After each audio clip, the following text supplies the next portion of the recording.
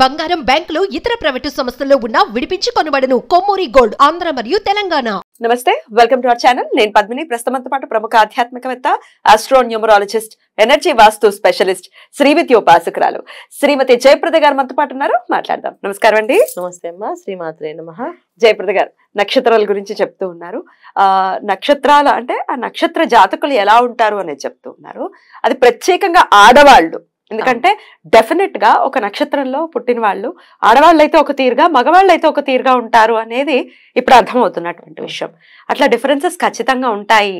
అలాగే పాదాల వారీగా కూడా ఖచ్చితంగా వేరియేషన్స్ ఉంటాయి. కొన్ని నక్షత్రాలు ఒక పాదం ఒక రాశిలో ఉంటే 3 పాదాలు ఇంకో రాశిలో ఉండటం, ఇట్లాంటివి కూడా ఉంటాయి. ఇవి కూడా ఇంపాక్ట్ చూపిస్తాయి అనేది చాలా వివరంగా చెప్తూ ఉన్నారు. సో యా, ఎందుకంటే ఇవాళ రోజున మనకు తెలుసుకోవడం అనేది ఒక అవసరం ఉంది. అందుకే నక్షత్రం అనగానే ఈ నక్షత్రం వాళ్ళని వివాహం చేసుకోకూడదు, ఈ నక్షత్రం వాళ్ళు చేసుకోవచ్చు అని అపోహలు ఉన్నాయి కదా. ఈ అపోహలకి మనము కాదు, ఇవి ఈ నక్షత్రం వాళ్ళ లక్షణాలు ఇలా ఉంటాయి కనుక ఆలోచించి చేసుకోవచ్చు. ఇప్పుడు కొంతమంది వాళ్ళకి అమ్మాయి కొంచెం స్పీడ్గా ఉండాలి, ఉద్యోగం చేయాలి, బయట ఇంట్లో పని చూసుకోవాలనుకునే వాళ్ళకి ఆ నక్షత్రాలు చూసుకుంటే సరిపోతుంది కదా. కొంతమందికి ఇంట్లోనే ఉండాలి, బయటికి వెళ్ళకూడదు. అలా నక్షత్రాలు రీచ్ చేసుకుంటే చక్కగా వాళ్ళ ఇంట్లోనే ఉంటారు. వాళ్ళు గొడవలు ఉండవు కదా. ఈ దానికోసం ఇప్పుడున్న సిచ్యువేషన్స్ కోసం మనం ఇది అనాలిసిస్ చేయాల్సి వచ్చింది. రైట్. అంటే ఇది నాకు చాలా ఇంట్రెస్ట్ అనమాట. డెఫినెట్లీ ఇష్టం మీద ఆడవాళ్ళని మగవాళ్ళని కలిపి ఒకటే మాట మీద ఒక నక్షత్రం ఇలా ఉంటారని అని వేసేస్తే అదొక అభాండం కింద పడింది కదా అని చెప్పి రీసెర్చ్ చేస్తూ ఉన్నారు కదా. రీసెర్చ్ చేయాలి. ఎన్నేళ్ల నుంచి రీసెర్చ్ చేస్తూ ఉన్నారు? దాదాపు 20 ఏళ్ళు అవుతుంది. 20 years. అప్పటి నుంచి నేను ఇది చేస్తూనే ఉన్నా. వచ్చేటటువంటి జాతకాలని ఖచ్చితంగా జాతకాలను చూడడము, తర్వాత స్త్రీలతో ఎక్కువగా మాట్లాడటము.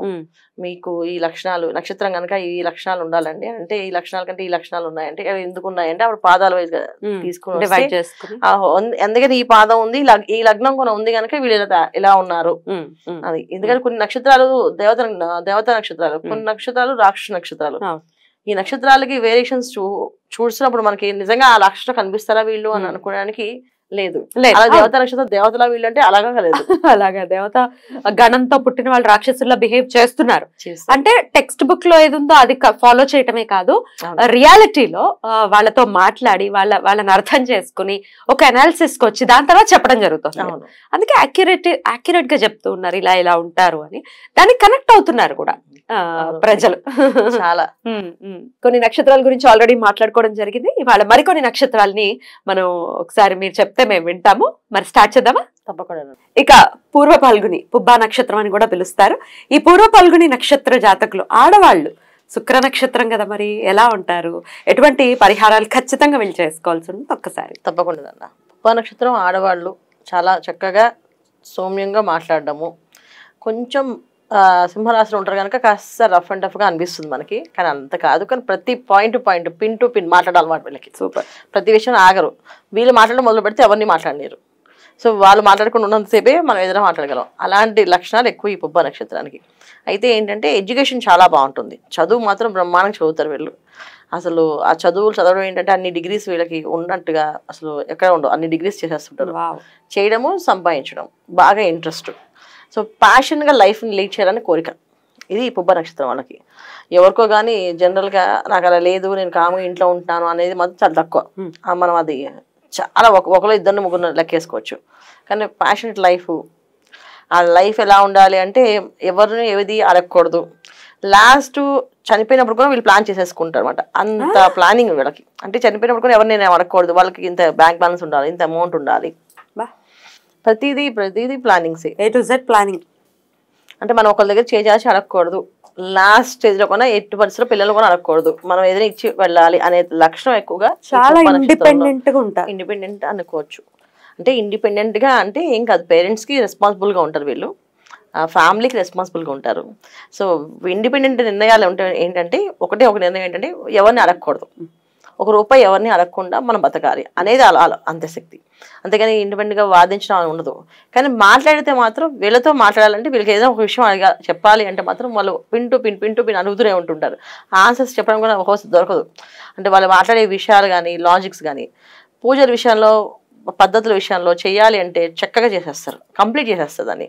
అది వీళ్ళ వల్ల అవ్వకపోతే ఎవరైనా చేస్తే మీరు చేస్తే సపోర్ట్ చేస్తా అని చెప్పి చెప్తారు. ఆ విధంగా కూడా వీళ్ళు బాగా చేస్తూ ఉంటారు. ఇంకోటి ఏంటంటే పూజ వీళ్ళు అంతసేపు కూర్చొని చేయరు, ఎక్కువసేపు కూర్చొని గంటలు చేయడం ఉండదు. ఏం చేయాలో అది చేసేసి చేస్తారు. రెస్పాన్సిబుల్ పర్సన్స్ అనొచ్చు వీళ్ళని. ఒక ఉద్యోగం వీళ్ళకి అప్పు చెప్తే ఆ దాంట్లో అసలు ఎంత గుర్తింపు తెచ్చుకోవాలో అంత గుర్తింపు తెచ్చుకుంటారు. ఆ ఆఫీస్కి వీళ్ళు చాలా అవసరం అనిపించేట్టు చేస్తారు. అది సో అంతే కాస్తంత వీళ్ళు ఇండిపెండెంట్ గానీ వీళ్ళ మీద డిపెండ్ అయ్యేలాగా పరిస్థితులు క్రియేట్ చేయగలుగుతారు. చాలా చాలా అనమాట. అంటే వీళ్ళకి అప్పు చెప్పామంటే ఇంక మన పని కూర్చోవాలి. మళ్ళీ వీళ్ళు వెళ్ళిపోమన్నాము అంటే వీళ్ళు బాధ కూడా వాళ్ళకి కర్స్ లో తగులుతుంది. ఖచ్చితంగా బాధపడతారు వీళ్ళు. అసలు ఇంత సేవ్ చేసి సర్వీస్ చేసి ఈ చేతులు లిఫ్ట్ చేసి ఆఫీస్ మన ఇలా అంటారు వీళ్ళు అని చెప్పేసి అనే బాధ వాళ్ళకి ఖచ్చితంగా ఉంటుంది. అది కూడా డెఫినెట్ గా కాస్తంత ఇబ్బంది. అంటే వీళ్ళకి ఏదొచ్చిన తట్టుకోలేము అనేసి ఆ కోపం వస్తే కూడా తట్టుకోలేము అనమాట. తట్టుకోలేక వాళ్ళు చాలా బాధపడుతూ మాట్లాడేస్తుంటారు. ఆ మాటలు కాస్త శాపాల్లో తగులుతుంటాయి అవతల వాళ్ళకి. సిన్సియర్ వర్క్ చేసినప్పుడు ఎవరన్నా అంతే కదా నాన్న, వాడుకొని వదిలేదు అంటే. సో వీళ్ళు జనరల్ గా వీళ్ళు ఎవరి దగ్గరకి అంత ఈజీగా లొంగరు అండి. వీళ్ళ మీద మనకి అసలు అపనమ్మకం అనేది ఉండదు. ఎందుకంటే వాళ్ళు ఎవరిని నమ్మరు, ఎవరిని నమ్మి మోసపడాలు మేము మోసమయ్యండి అని అనుకోవడం ఉండదు. చేయాలనుకుంది ఏం చేయాలో క్లారిటీ తెలుసుకొని అది చేసేస్తారు. అది ఏ రెమెడీ అయినా చేస్తారు. అంత నమ్మకం మనుషులు ఈ పుబ్బ నక్షత్రం. బ్యూటిఫుల్. మరి వీళ్ళు ఏమైనా పరిహారాలు చేసుకోవాల్సిన అవసరం ఉందంటారా? తప్పకుండా చేసుకోవాలి. ఎందుకంటే వీళ్ళకున్న ఒక మైనస్ పాయింట్ ఏంటంటే వీళ్ళు ఎప్పుడు మేము అందరి కోసం బతుకుతున్నాం అనే ఆలోచనలో వాళ్ళు బతుకుతూ ఉంటారు. కానీ మా కోసం మేము కూడా ప్లాన్ చేసుకుంటారు. కానీ వీళ్ళ మీద అంత ప్రేమ కుటుంబ సభ్యులు చూపించడం తక్కువ. ఎందుకంటే వీళ్ళు మాట్లాడే మాటలు చేసే చేతలు అవన్నీ కూడా ఏంటంటే సెల్ఫిష్ మెంటాలిటీ అని అనుకుంటారు. ఒక వాళ్ళ కోసం వాళ్ళు చేసుకుంటారు. తనకు అవసరం అయితే ఫోన్ చేస్తుంది, స్నేహితులైనా అలాగే అనుకుంటారు. ఈ సెల్ఫిష్ మెంటాలిటీ అనేది ఏమి ఉండదు వీళ్ళకి. కానీ అది ఉంది అనేటట్టుగా అందరికీ అనిపిస్తుంది. సో ఈ మెంటాలిటీ అనేది అది అనిపించకుండా ఉండాలి అంటే చేయాల్సింది ఏంటంటే వీళ్ళు ఖచ్చితంగా శుక్రవారం పూట అమ్మవారికి, లక్ష్మీ అమ్మవారికి చక్కగా లక్ష్మీ అష్టకం కానీ లక్ష్మీ అష్టోత్తరం కానీ పూజ చేయాలి. పెద్ద పూజ కూడా చేయలేరు వీళ్ళు. చెప్తే అమ్మో ఇంత పూజ మళ్ళీ అది కూడా భయం ఉంటుంది. చేయలేకపోతుంది అంటే పరిహారం చెప్పండి అని అంటారు. అందుకని పరిహారం ఏం ఎక్కదు. చక్కగా పొద్దున్నే 6 గంటలకల్లా లేచి చక్కగా దీపం పెట్టేసి మంచిగా లక్ష్మీ అష్టకం కానీ లక్ష్మీ అష్టోత్తరం కానీ ఇది చదవడం. సాయంకాలం శుక్రవారం పూట చాలా నిష్ఠగా పొద్దున్న సాయంకాలం చేస్తే ఆ ఆకర్షణ అనేది ఉంటుంది. ఆ సెల్ఫిష్ అనేది కాకుండా వీళ్ళు మంచి వాళ్ళు అని చెప్పేసి అనేది ఉంటుంది. అంటే వీళ్ళు యాక్చువల్లీ మంచి వాళ్ళే, కాకపోతే ఏంటంటే చూసే వాళ్ళకి ఇక నెక్స్ట్ వీడియోలో ఉత్తర పాల్గొని నక్షత్రం గురించి తెలుసుకుందాం. థ్యాంక్ యూ అండి. నమస్తే. నమస్తే అమ్మ. శ్రీమాత్రే నమః.